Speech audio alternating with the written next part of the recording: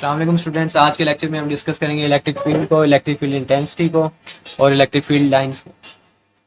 सबसे पहले फील्ड क्या होती है, आप कंसिडर करेंगे ये अर्थ है और इसके इर्द गिर्द एक रीजन है, एरिया है, जहां तक इसकी ग्रेविटी की इन्फ्लुएंस है, यहां तक ये दूसरे ऑब्जेक्ट्स पे ग्रेविटी की फोर्स लगा सकती है। सो फील्ड क्या होती है, फील्ड किसी भी स्पेसिफिक रीजन को कहते हैं। अब मुख्तलिफ पर्सपेक्टिव में मुख्तलिफ जगह इसका अपना मतलब है कि अगर अर्थ के केस में हमने एक रीजन जहां तक वो ग्रेविटी लगा सकती है वो ग्रेविटेशन फील्ड है। जैसे एक चार्ज है, उसके गिर्द एक एरिया है, रीजन है, फील्ड है, जहां तक वो दूसरे ऑब्जेक्ट्स के ऊपर, दूसरे चार्ज ऑब्जेक्ट्स या दूसरे चार्ज पार्टिकल पे फोर्स लगा सकती है,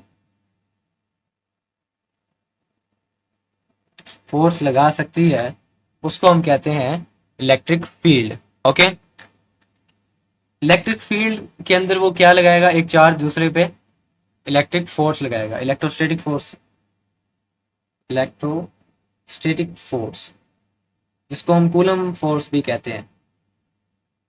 वो फोर्स लगाएगा तो सही। अब यहाँ पे देखिए रिपल्शन वाली फोर्स लग रही है, वो फोर्स लगाएगा तो सही, लेकिन एक स्पेसिफिक रीजन तक।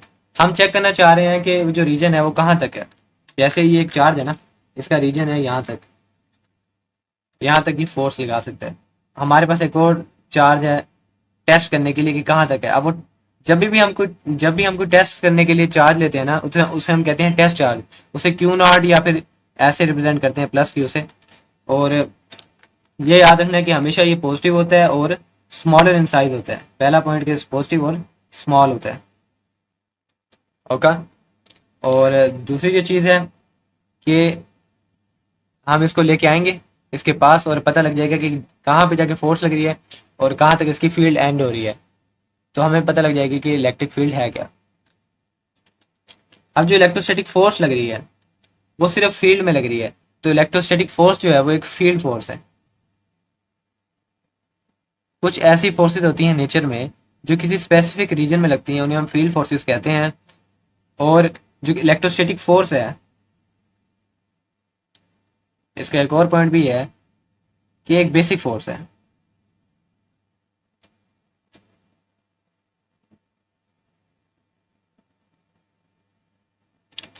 ये एक बेसिक फोर्स है, ये नेचर के अंदर जैसे ग्रेविटी एक बेसिक फोर्स है ना। ग्रेविटी की रीजन किसी को पता है? नहीं पता। इलेक्ट्रोस्टैटिक की भी किसी को रीजन नहीं पता कि दो चार्जेस एक दूसरे को अट्रैक्ट या रिपेल क्यों करते हैं। बस साइंटिस्ट ने कहा कि यहाँ पे फोर्स होती है और उसकी वैल्यू कैलकुलेट करके दे दी। बाकी रीजन किसी को नहीं पता। वो कहते हैं कि बेसिक फोर्स है, नेचर में पाई जाती है। जैसे कोई भी चीज़ बेसिक होती है ना, तो उसके बारे में एक्सप्लेनेशन बंदा उसे एक्सप्लेन नहीं कर सकता। इलेक्ट्रिक फील्ड इंटेंसिटी एक चार्ज की क्या होती है, ये एक समझ लो चार्ज है। तो मैं चलो पॉइंट चार्ज बनाते हैं सिंपल करके ना। ये एक पॉजिटिव चार्ज है। जिस चार्ज को हम स्टडी कर रहे थे ना, बड़ा चार्ज, इसको हम फील्ड चार्ज कहते हैं, जिसकी फील्ड को हम स्टडी कर रहे हैं, फील्ड चार्ज। और जो टेस्ट करने के लिए इस्तेमाल होगा उसे हम टेस्ट चार्ज कहेंगे। ये है फील्ड चार्ज और ये हमारे पास एक छोटा चार्ज है Q naught, it's a field charge. Oh so it's a test charge. अब हम इस टेस्ट चार्ज को फील्ड चार्ज में लेके जाएंगे और इलेक्ट्रिक फील्ड इंटेंसिटी को मालूम करेंगे। मैं इस चार्ज को यहाँ पे लेके आऊँ तो इलेक्ट्रिक फील्ड जो है इस पर एक फोर्स लगाएगी, इसको रिपेल करेगी, क्योंकि ये हमेशा पॉजिटिव होगा ना, तो ये हमने पॉजिटिव लिया है, तो ये इसको रिपेल करेगी। जो फील्ड के अंदर आ गया, तो फील्ड के अंदर कौन सी फोर्स लगेगी, इलेक्ट्रोस्टैटिक रिपल्सिव। यहाँ पे रिपल्शन होगी, ये इसको फोर्स लगाएगा, बाहर की तरफ करेगा। जो फोर्स लगा रहा है, जहाँ पे फोर्स लगा रहा है ना, तो यहाँ पे इलेक्ट्रिक फील्ड इंटेंसिटी क्या है, यहाँ पे है कि इस चार्ज पे एक फोर्स लग रही है, force per unit charge. So electric field intensity is the force per unit point charge या test charge placed at that point. एक पॉइंट पर अगर एक फील्ड के अंदर इलेक्ट्रिक फील्ड इंटेंसिटी हमने मालूम करनी है, तो वहां पे एक हम टेस्ट चार्ज को रखेंगे, उस पर कितनी फोर्स लगेगी वो इलेक्ट्रिक फील्ड इंटेंसिटी होगी। ये तो है डेफिनेशन से निकला फॉर्मूला। असल वैल्यू क्या है वो देखते हैं। अब यहाँ पे जो फोर्स लग रही है, ये दोनों पॉइंट चार्जेस हैं, इनके दरमियान कौन सी फोर्स होगी, कूलम फोर्स होगी। उसकी वैल्यू यहाँ पुट कर देते हैं। तो देखो ये जो है एक चार्ज था बड़ा, ये डायग्राम छोटी करके बना रहा हूँ, ठीक है। एक ये बड़ा चार्ज है कि छोटा, यहाँ पे मैं इसको लेके आया क्यू नॉट को, इस पे लग रही थी फोर्स, ठीक है। तो हमारे पास इलेक्ट्रिक फील्ड इंटेंसिटी आ गई थी, कितनी शिद्दत थी, फोर्स आवर वो पॉइंट चार्ज जो टेस्ट चार्ज था हम जो ले रहे हैं। फोर्स किसके दरमियान है, F is equal to K Q one Q two over R square होता था। क्यू वन क्या है यहाँ पे, बड़ा क्यू, ए क्यू, और दूसरा क्यू है क्यू नॉट, और over R square multiply by one over Q naught, ये वाला क्यू नॉट से कट गया, के क्यू आवर आर स्क्वायर। ये हमारे पास इलेक्ट्रिक फील्ड इंटेंसिटी की मैग्नीट्यूड आ गई, असल वैल्यू आ गई। अब यहाँ पे देखो किन किन चीज़ों पे डिपेंड कर रही है, ये हमारे पास जो चार्ज है, बड़ा चार्ज है, यहाँ पे मैं एक और चार्ज लेके आया क्यू नॉट, और ये है क्यू, इनके दरमियान जो मीडियम है उस पर डिपेंड करिए, क्योंकि मीडियम पे डिपेंड करते हैं, इसके अंदर एप्सिलॉन आर आता है, ठीक है। और फील्ड चार्ज इसकी वैल्यू पे डिपेंड कर रहा है, इसकी वैल्यू पे डिपेंड नहीं कर रहा, ठीक है। क्यू नॉट यहाँ देखिए कट गया फॉर्मूले में, यहाँ तो लग रहा है, लेकिन असल वैल्यू जो है ना, असल फॉर्मूला वो ये है। सो इसके अंदर क्यू नॉट कट गया, तो इलेक्ट्रिक फील्ड इंटेंसिटी इस पर डिपेंड नहीं करती। और तीसरा है डिस्टेंस पे, अब यहाँ पे चार्ज है उस पर फोर्स कम लग रही है, अगर मैं यहाँ लेके आऊँ तो फोर्स ज्यादा लगेगी, क्योंकि डिस्टेंस थोड़ा हो जाएगा, इलेक्ट्रिक फील्ड इंटेंसिटी बढ़ जाएगी तो फोर्स ज्यादा लगेगी। और आपको पता है कि कोई भी चीज अगर दूर होगी तो शिद्दत कम होती है, ज्यादा आएगी तो शिद्दत ज्यादा, तो शिद्दत ज्यादा जिसकी वजह से फोर्स रिपल्सिव ज्यादा, और वो ज्यादा दूर जाएगा। Okay, so electric field intensity का असर फॉर्मूला ये आ जाता है। अगर हम इसकी डायरेक्शन देखना चाहें सो यहीं से पता लग जाएगी,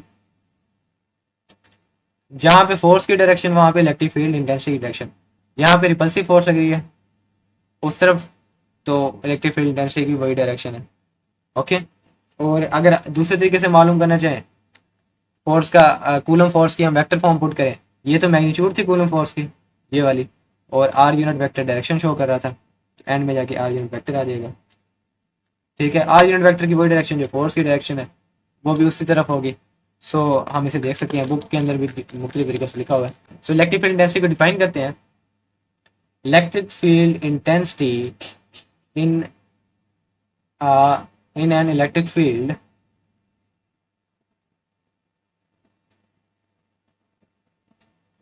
at a point is equal to force, electrostatic force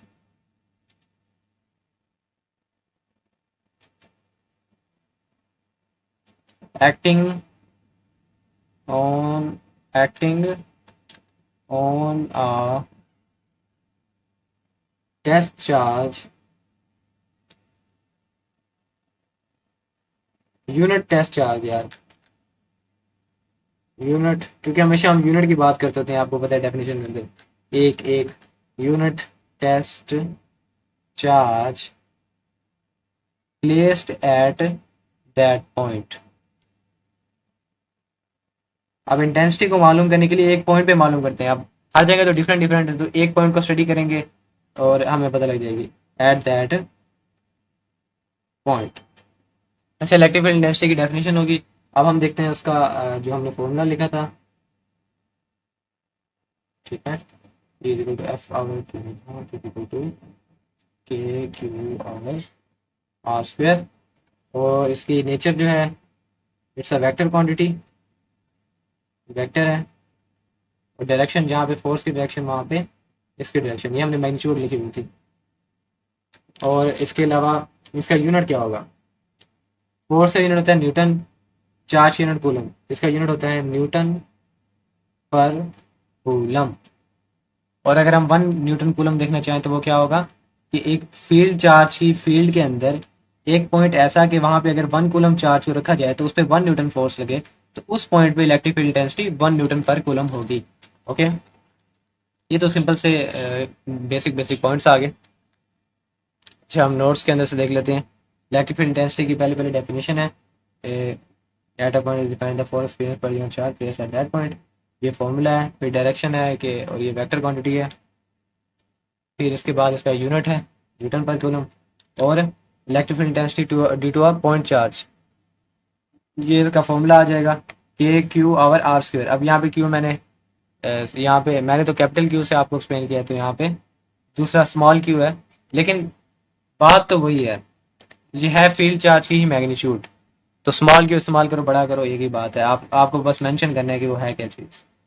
फॉर्मूले में वो तो नहीं आ रहा ना, क्यू नॉट तो नहीं आ रहा ना, तो टेस्ट चार्ज नहीं है, कैपिटल क्यू है या स्मॉल क्यू है, फील्ड चार्ज की मैग्नीट्यूड है।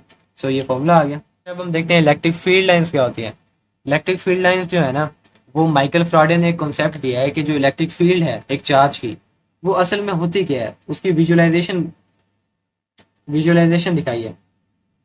हमें ये पता है फील्ड के अंदर फोर्स लगती है दूसरे चार्ज पे, लेकिन ये अजीब लगता है कि बस समझ नहीं आ रही होती कि फोर्स यहाँ पे तो कम लग रही है, यहाँ ज़्यादा लग रही है, और कैसे लग रही है। खाली जगह है, यहाँ पे फोर्स लग रही है, यहाँ पे कम लग रही है, करीब आगे ज़्यादा लग रही है, इसको हम कैसे एक्सप्लेन करें। तो माइकल ने कहा कि हम लाइन ड्रॉ करते हैं, पैरेलल लाइंस चार्ज के से निकलती हुई, और लाइन जो है वो चार्ज के करीब क्लोजर होंगी और दूर दूर फादर अपार्ट होंगी, दूर दूर थोड़े आपस में इनका फासला होगा। तो जहाँ पे लाइंस करीब करीब होंगी वहाँ पे जो इलेक्ट्रिक फील्ड है वो स्ट्रॉन्गर होगी, इसलिए वहाँ पे फोर्स ज़्यादा लग रही है, और लाइंस जहाँ तक जाएंगी जहाँ तक वो फील्ड है। सो उसने एक विजुअलाइजेशन दी है कॉन्सेप्ट की कि इलेक्ट्रिक फील्ड लाइन नज़र कैसे आती है। अब इलेक्ट्रिक फील्ड लाइंस की डायरेक्शन किस तरफ है, कि वो फोर्स किस तरफ लगाएंगी।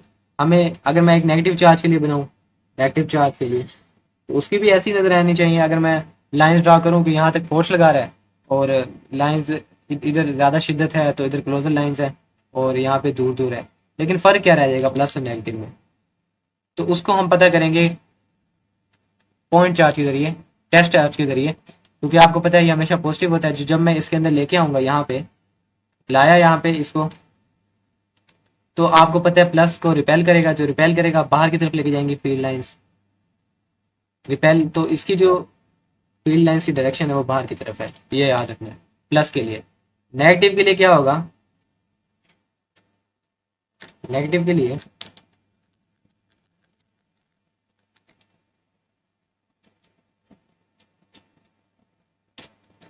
लिए प्लस को जब अंदर लेके आएंगे तो ये इसको अट्रैक्ट करेगा और फील्ड लाइंस अंदर की तरफ डायरेक्शन होगी।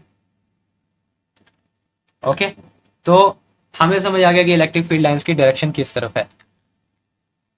अब ये जो डायरेक्शन आ गई, हमें पता लग गया, इसके जरिए काफ़ी सारी चीज़ें जो हैं वो विजुलाइज होगी, हमें समझ आ गई कि जैसे दो चार्जेस हैं आपस में एक दूसरे के पास आते हैं और ऑपोजिट होते हैं, तो क्या होता है कि आपको पता है प्लस की जो लाइंस हैं उनकी डायरेक्शन होती है बाहर की तरफ, और जो नेगेटिव नेगेटिव होते हैं उनकी तो अंदर की तरफ होती है।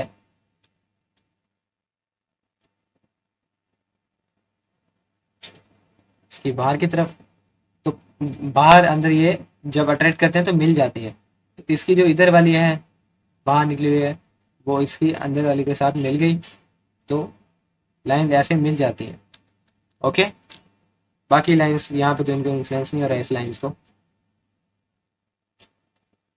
तो लाइंस के कॉन्सेप्ट के जरिए हमें मैकेनिज्म समझ आ गया कि फोर्स कैसे लगती है, और ये तो है ऑपोजिट चार्जेस। अगर सेम चार्जेस हो तब क्या होगा, तब ऐसा होगा